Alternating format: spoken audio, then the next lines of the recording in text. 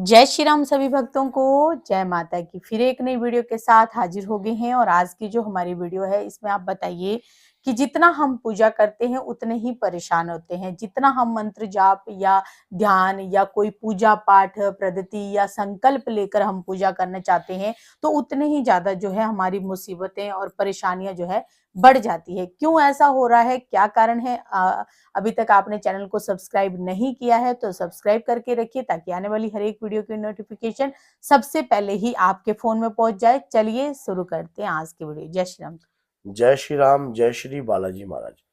पूजा हमारे जीवन का आधार है और जब आधार मजबूत होता है तभी जो है बिल्डिंग भी मजबूत बनती है।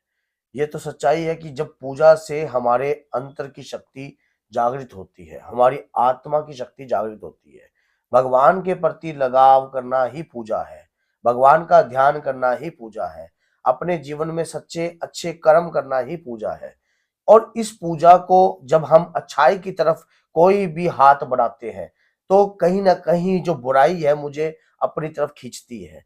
और इसी प्रकार से अगर आपके अंदर कोई अच्छे गुण उत्पन्न होते हैं तो अवगुण उन गुणों को ढकने की कोशिश करते हैं।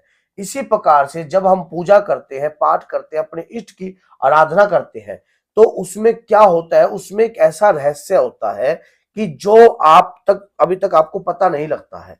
क्या कई बार हमारी पूजा दो कारणों से हमारी जो परीक्षा इस प्रकार से हम दुखी होते हैं। पहला, अगर हमारी पूजा का बंधन किया गया है। दूसरा ये कि या भगवान हमारी पूजा में हमारी परीक्षा ले रहा है। तीसरा ये कि या फिर हम स्वार्थपूर्ण पूजा कर रहे हैं। मेन सबसे बड़ा क्या है कि हमारा बंधन किया हुआ है। कई बार जो तंत्र विद्या के जो ओझा सियाने होते हैं, तांत्रिक होते हैं, वो किसी भी प्रकार किसी के घर के अंदर कोई ऐसी मलिन शक्ति भेजी जाती है जिसके कारण उसके घर में पूजा जो है वो बंद हो जाए। अगर वो पूजा करेगा तो कहीं ना कहीं उस शक्ति की काट कर लेगा। घर के अंदर जो है सकारात्मक ऊर्जा का प्रभाव होने लग जाएगा, सकारात्मक ऊर्जा उदय होने लग जाएगी।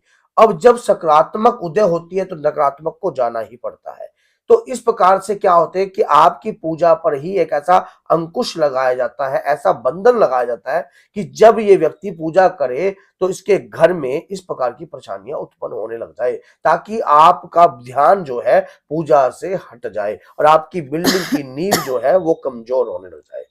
दूसरी बात यह है कि जब भगवान हमारी परीक्षा देता है, जब भगवान हम जब पूजा करते हैं, आराधना करते हैं अपने इष्ट की और हद से ज्यादा करते हैं तो वो अपने भक्त की किसी ना किसी रूप में परीक्षा लेता है। या तो ये लगा दीजिए कि हमारा मूलाधार चक्र जागृत होने लग जाता है, उसके बाद अनाथ चक्र जागृत होता है। तो ये धीरे धीरे जी जिस प्रकार से ये चक्र जागृत होते हैं उसी प्रकार से हमारे जो चक्र है, अगर इन चक्रों के अंदर ये चक्र ऐसे तो जागृत हो नहीं सकते, तो इनके अंदर जैसे जैसे हम परीक्षाओं से पास होते जाएंगे उसी प्रकार से हमारा आज्ञा चक्र भी जागृत होगा और उसके बाद फिर सुदर्शन जागृत होगा।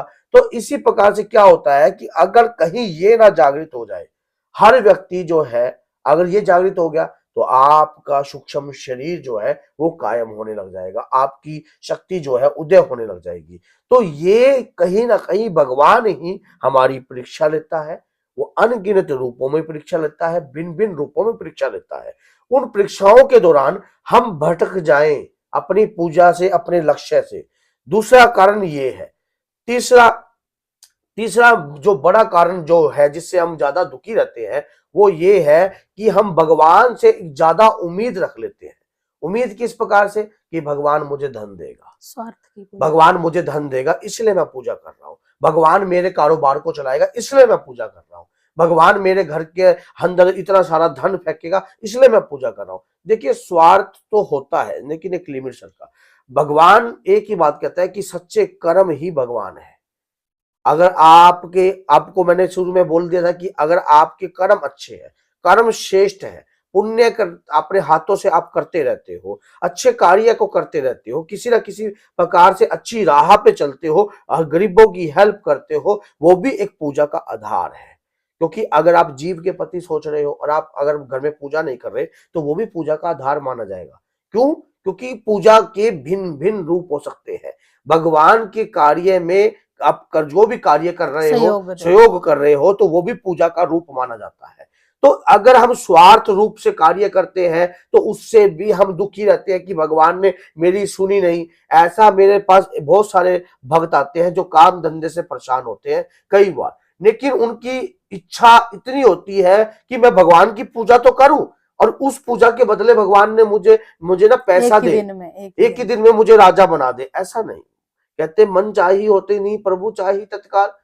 भगवान के चाहने से तो सब कुछ संभव हो सकता है, लेकिन हमारी जो परीक्षा होती है, जब आप उसमें क्यों घबरा जाते हो? क्या आपने 10वीं नहीं करी? क्या 10वीं में आपने परीक्षा नहीं दी? क्या आपने +2 में परीक्षा नहीं दी? क्या आप पूरे वर्ष की पढ़ाई पढ़ने के बाद क्या उसका निचोड़ नहीं दिया आपने? तो जब आप इस बात को जानते हो कि जब हम भगवान की भक्ति करते हैं तो उसका जो फल है हमें किसी न किसी रूप में, अनगिनत रूपों में हमारे ऊपर बरसेगा ही बरसेगा। फिर हमें किस प्रकार की चाहना, किस प्रकार की उम्मीद, किस प्रकार की टेंशन? क्या आपको कभी वो भूखा सोने देता है? वो तो उन्हें भी भूखा नहीं सोने देता जो पेड़ पे लटके रहते हैं, पक्षी उल्टे लटके रहते हैं, आंधी चलती है, तूफान चलती है, फिर भी वो किसी ना किसी के सहारे होते हैं। इतनी ठंड में भी पक्षी जो है, हम तो फिर भी हीटिंग ले लेते हैं, हीटर ले रहे हैं, कुछ भी कार्य कर रहे हैं, लेकिन वो फिर भी जो है भगवान के सहारे जो है पेड़ पर रहते हैं। भगवान ने उनको उसी प्रकार का ही सिस्टम दिया है। इसी प्रकार से भगवान सभी को देते हैं, अपने खजाने से देते हैं, किसी को थोड़ा देते हैं, किसी को ज्यादा देते हैं, कईयों को इतना ज्यादा दे देते हैं, वो उसके कर्म के अनुसार। कर्म ही परमात्मा है। आपके कर्म श्रेष्ठ होंगे, अच्छे कर्म होंगे।